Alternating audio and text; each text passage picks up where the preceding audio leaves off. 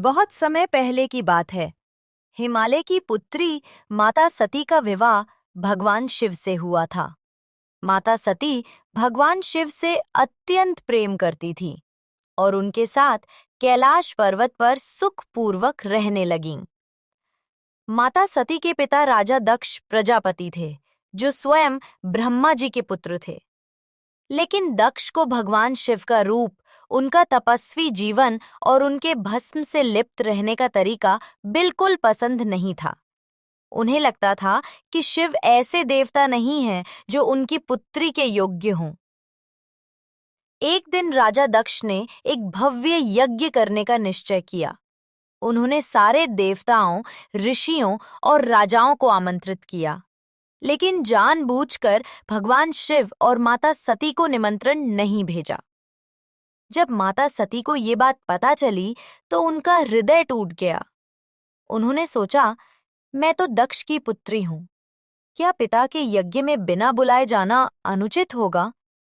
आखिर मैं उनकी संतान हूं, अतिथि नहीं।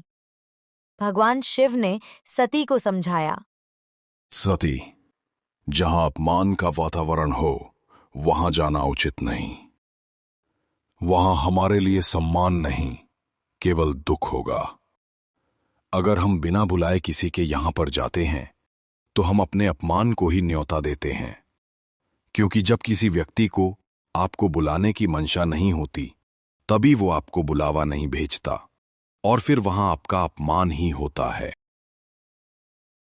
पर माता सती अपने पिता को याद कर भावुक हो उठी और अपने पिता के यज्ञ में चली गईं।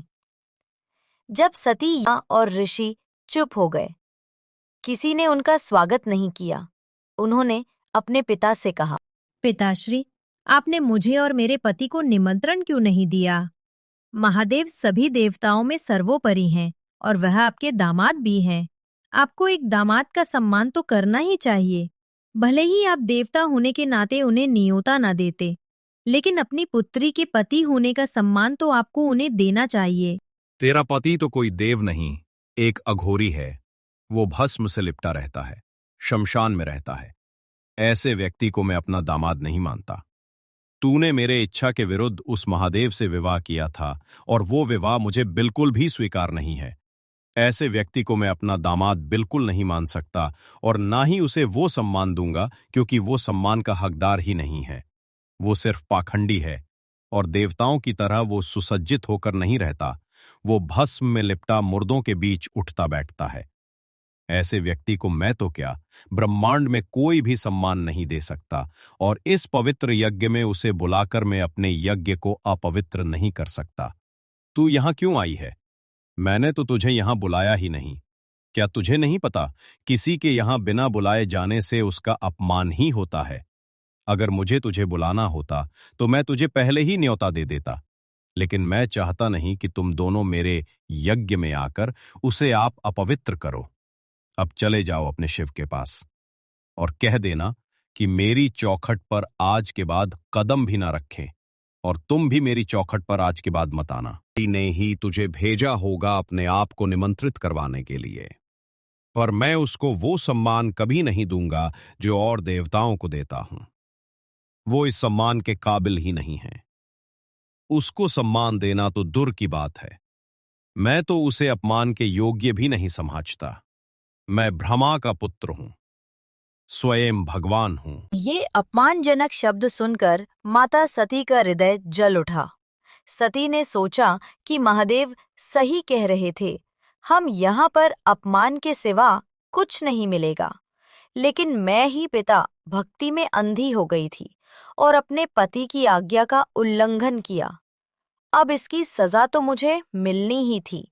लेकिन उन्होंने क्रोध और वेदना से कांपती हुई आवाज में कहा, पिताजी, भले ही आप मेरे पिता हो, लेकिन मेरे पति भी मेरे लिए उतने ही सम्मान के योग हैं जितना कि आप। आपने इन अपमान भरे शब्दों से मेरे पति का बहुत अपमान किया है और इस अपमान को मैं बिल्कुल नहीं सह सकती।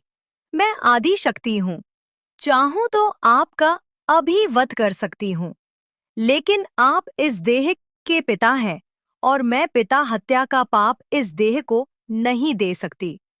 इसलिए मैं आपको इस अपमान के लिए क्षमा कभी नहीं करूंगी, लेकिन इस देह को समाप्त जरूर कर सकती हूँ, क्योंकि यह आपसे जुड़ी है। मैं तो आपके यहाँ पर समझने आई थी कि शायद आपसे कोई भूल हो गई हो, तो मैं आपको क्षमा कर दूंगी और महादेव से भी विनती करके आपको क्षमा करवा दूंगी। लेकिन अब मैं समझ चुकी हूँ कि आप मेरे महादेव का सम्मान करना ही नहीं चाहते, और जहां मेरे महादेव का सम्मान नहीं होगा, वहां की वायु में श्वास लेना भी मेरे लिए जीवन का अपमान है।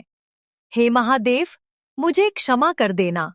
आपकी पत्नी होने के बाद भी मैंने आपकी बात का मन नहीं रखा और अपने पिता प्रेम में आपका अपमान करवा दिया। इसीलिए मैं आपके समक्ष आने के काबिल भी नहीं रही, और अब मैं इस देह का अपनी आत्मा की ऊर्जा से त्याग करती हूँ।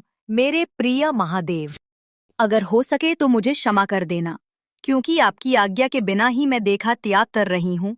लेकिन आपका अपमान मेरे जीवन के लिए सबसे कष्टदायक अनुभव है, और इस अनुभव के साथ में जीवित नहीं रह सकती। इसीलिए मैं इस देह का त्याग कर रही हूँ, जिस शरीर से मेरा संबंध ऐसे पिता से है जो मेरे प्रभु शिव का अपमान करता है। मैं उस शरीर को धारण करने योग्य नहीं समझती। महादेव, हो सके तो मुझे माफ कर देना। ओम नमः शिवाय। इतना कहकर माता सती ने यज्ञ अग्नि के पास ध्यान लगाया, भगवान शिव का स्मरण किया और योगाग्नि से अपने शरीर का त्याग कर दिया। अग्नि की लपटों में वे सती हो गईं। सारे यज्ञ स्थल में भय और सन्नाटा छा गया। देवता और ऋषि सभी कांप उठे। यज्ञकुंड की अग्नि भी जैसे ठिठक गई। सभी देवता माता के इस रूप से डर गए। इतना कहकर माता सती ने यज्ञ अग्नि के पास ध्यान लगाया, भगवान शिव का स्मरण किया और योगाग्नि से अपने शरीर का त्याग कर दिया। अग्नि की लपटों में वे सती हो गईं। सारे यज्ञ स्थल में भय और सन्नाटा छा गया। देवता और ऋषि सभी कांप उठे। यज्ञकुंड की अग्नि भी जैसे ठिठक गई। सभी देवता माता के इस रूप से डर गए। जब भगवान शिव को ये भयंकर समाचार मिला तो उनका क्रोध सातों लोकों में फैल गया।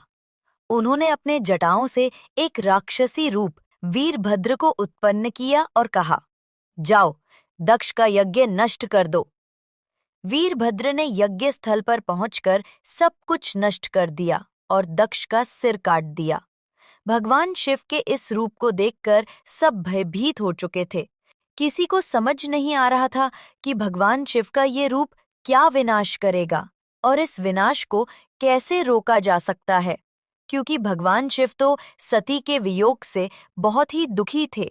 जब भगवान शिव का क्रोध और दुख शांत हुआ, तब सभी देवताओं के आग्रह पर दक्ष प्रजापति के सिर के स्थान पर बकरे का सर लगाकर उसे दोबारा से जीवित कर दिया गया और दक्ष को जीवन दान दिया।